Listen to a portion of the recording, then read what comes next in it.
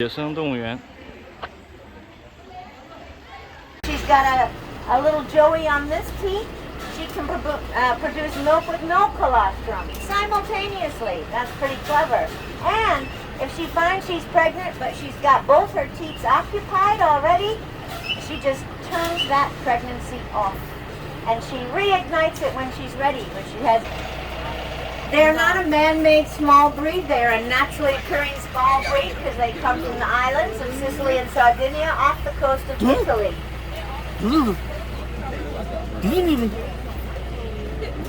If you're having someone lost, or hold your cup above their mouth where they can't grab, wipe down the father baby deer. And the only reason we have them alive today is because a Catholic priest he took back to France. So they nearly went completely extinct. If that had happened to giraffe or rhinos or elephants, 11 individuals would not have been enough to save a species. But the deer are a little more tolerant. These are little Sika deer. They're Japanese deer. They have little white rear ends and a really dark line down their back. Now you might see some males in velvet. Their velvet looks a bit like polished wood. It's quite pretty, so watch out for some of our slightly older Sika deer males. They are just growing their antlers right now. Same with the fallow deer from Turkey. They're growing their antlers this year as well. They're still sort of white and scruffy, and at this stage, they're really, really soft and squishy on the inside.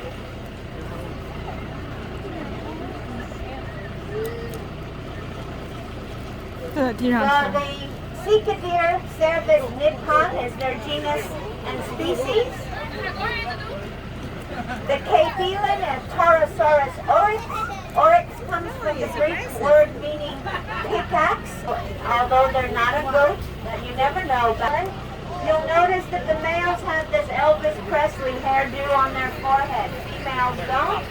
Day 38, those little eggs start talking to each other through the shell. And they will line up so that they all hatch within 1 hour. So somewhere between day 38 and day 46, they'll line it up, they'll all hatch. That tells the father that any egg that didn't hatch isn't going to, and he can carry on training his chicks. Here comes some Sika deer with slightly bigger antlers in velvet. You'll be able to see their velvet looks a bit more like polished rock. There you go. Now you know a scientific name. Hold your cub out and you might get eclipsed to come. Babies have a 6-foot drop. And before you think that's really a big drop, they're about 6 foot when they're born. So they sort of touch the ground and get born at the same time. 长颈鹿的那个圈。 And if we're lucky, we might. So here comes Jet. You'll notice he's much darker than the other reticulated giraffe. All giraffes have unique patterns. No two giraffes have the same pattern, just like zebras.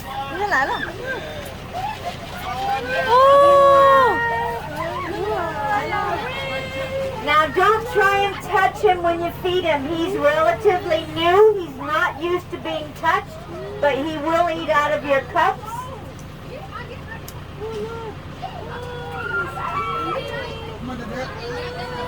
He's our new male. He replaces our old male who was Drew Breeze. Here, the little 1-year-older. Some more Cape Elands, so hold on to your cups. We're just going to scooch up a little bit. If you see the horn in sunlight, it looks like it's been painted with gold. They're just beautiful antelope, very shy, and particularly right now, they're the smallest of the African plain zebras with the broadest stripes. Now zebras, we're a high-pitched. We've got a really large group of Father David deer, or Elephurus davidianus is their genus and species. Texas longhorn cross bison. And there's a black.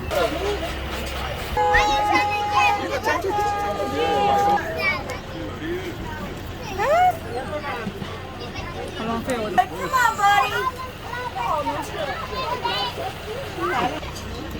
Believe it or not, I'm not the only tour guide you can call when you come up. Come on.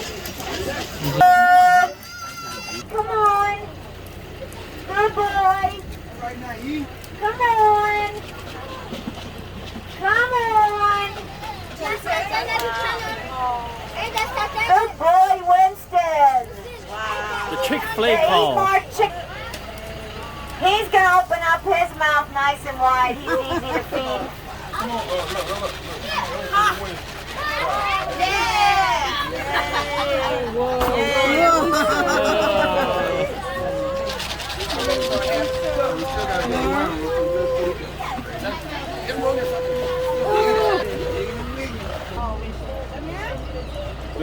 Does the mud on their antlers help cool them off? No, there's mud on there. Now be careful around the Watusi horns. A Watusi is one of the first man-made breed of cattle.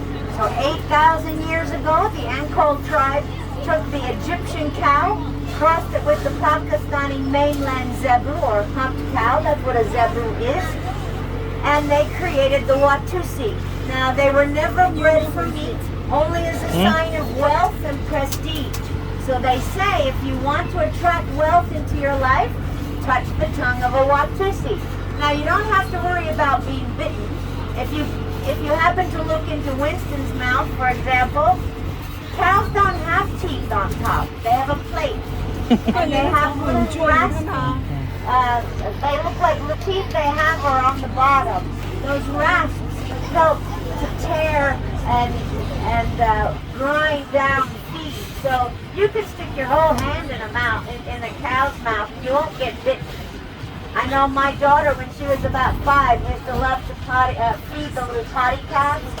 And if she ran out of milk, she'd just let them suck all the way up to her elbow. She'd be able to her whole arm in the cow's mouth.